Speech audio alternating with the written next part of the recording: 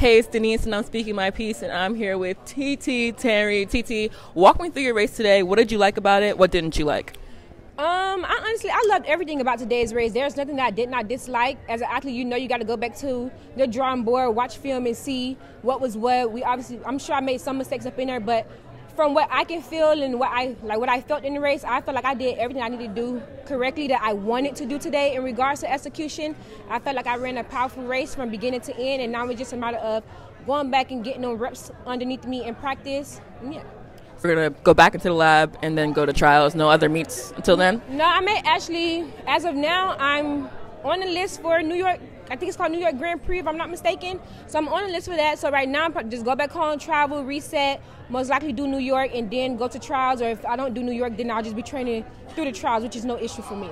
No, absolutely. And, you have a really strong training group. Talk about the progression you've been able to see with yourself as you train around those ladies. I have been able to see a lot of progression with myself, training with some of the top women in the U.S. and obviously the world champion, Sha'Carri Richardson. We all just feed off each other, motivate each other. At the end of the day, we are competitors, but how our coach taught us to see it is it's us versus everybody else. We a squad till we get on that line, and once we get on that line, whatever happens, happens. We're in control of our own race at that point, but we rock together, we stick together.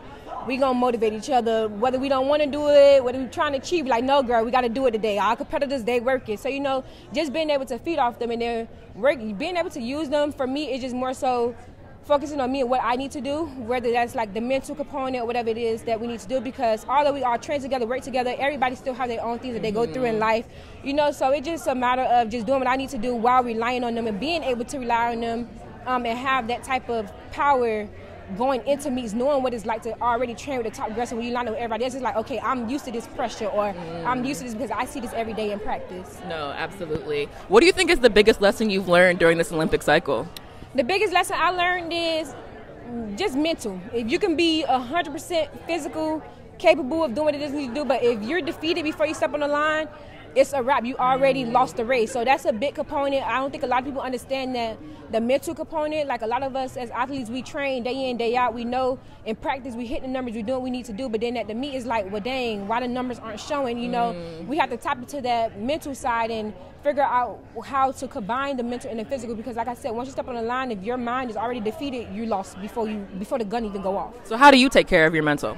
I take care of my mental by talking with different people in my support circle, and just allowing myself to feel certain things instead of trying to keep them all balled up inside, because at the end of the day, we're human. We mess up, we do great. It's an up and down cycle, and especially in sports. You win some, you lose some. So just sticking to certain key factors and knowing how to take those going into the next race. I have older people that I talk to, so they have the wisdom and stuff, so they be saying stuff that stick with me, and then my main 3 things going into the race is just be myself, have fun, and execute. I do those 3 things, everything else will follow. No, absolutely. And, before we started the interview, we talked about being from Florida, 954-305. What does it mean to you to represent Miami on the biggest of stages? It means a lot to represent Miami on the biggest stage, especially coming out of Miami Northwestern, where there's so many superstars. But, we see a lot of football players, not as many track runners. But we had Brianna Rollins, you had Tiffany Ross Williams, so we had people. So being able to just keep this going and showing the young girls that y'all can do what y'all need to do. Y'all can travel the world and do what you love. You don't have to become a victim of your environment and things of that sort. So it feels amazing to being able to put on for Miami. Okay, some fun questions. Okay. If you had to call another professional track athlete for $100, tap don't work, bank account empty, who are you calling? If I had to call them? Yeah, like who's going to give you that $100? Who gonna give it to me? I know Sha'Carri will give it to me, but it's a matter of if she gonna answer. That is true. I could count on. I could say Sha'Carri or Melissa. I could count on them too, but I'll probably go Melissa if I know Sha'Carri may be busy. If she's not busy, then I could count on her to handle it. But I'll probably say those 2, Melissa and Sha'Carri. Okay. And if you had to do another Olympic sport that's not your own, what sport would you do? Long jump, easy. Long jump. How far do you think you could jump? I'm not sure how far I could jump. I tried it in high school, but I didn't know how to take my speed down the runway, so I was always stutter-stepping. My coach was like, girl, we're not going to get you hurt for the 100. You go on and stick to your own event. So, yeah. Okay. And then last question. My show is called Speak Your Piece, so I have to ask you to speak your piece. What's an unpopular opinion you have, hot take, or something you can give a TED Talk on that you know a lot about? Speak your piece, TT. An unpopular opinion? Doesn't have to be track related. It could be anything. I'm trying to think. What's a nice unpopular? I don't think I really have no unpopular. So what do you know a lot about? What do you like?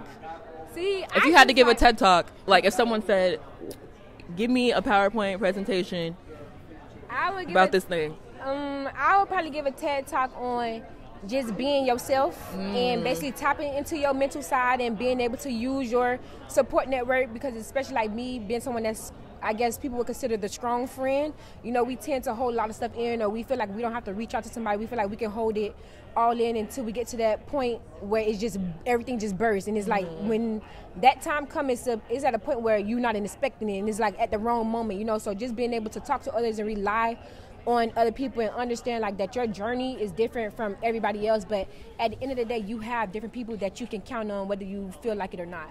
No, you definitely, even though people do sleep on the strong friend, and I would love a tech talk about like actually no, check on your strong friends for real. So that's actually a really good answer. Hey, it's TT and I'm speaking my piece. Period. Bye. That was awesome. Thank you. Nice seeing you. Nice seeing you again.